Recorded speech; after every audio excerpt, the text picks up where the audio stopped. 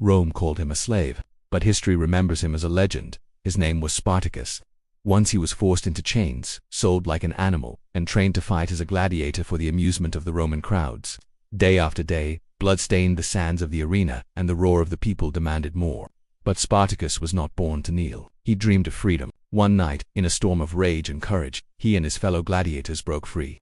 With stolen weapons in hand, they fought their way out of the gladiator school. What began as a handful of slaves soon grew into an army. Tens of thousands joined him, farmers, shepherds, men and women who longed to break their chains. Together they marched across Italy, defeating Roman legions again and again. Spartacus did not fight for power, nor for glory. He fought for something far greater, the right of every human to be free. But Rome could not tolerate such defiance.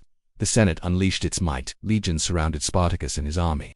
On the battlefield he fought like a lion, refusing to surrender. At last he fell, sword in hand, facing his enemies. His body was never found, yet his spirit lives on. For Spartacus showed the world that even the lowest slave could rise against the greatest empire. Hey mighty Romans, you ever heard of a gladiator named Spartacus? Of course you have. Who hasn't heard of Spartacus, Rome's most famous gladiator? But what if I told you there's more to the story than meets the eye? See, Spartacus wasn't born a slave, he was born a prince. In fact, his father was the king of a small Thracian tribe in what is now modern Bulgaria. But when Spartacus was just a boy, his tribe was attacked by the Roman army.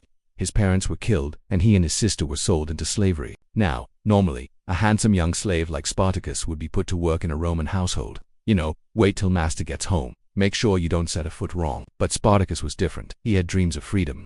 And so, to punish him for his rebellious spirit, his owner sent him to be trained as a gladiator. Now, if you've ever seen those movies about gladiators, you know how this story usually goes. The hero, let's call him Maximus, falls in battle.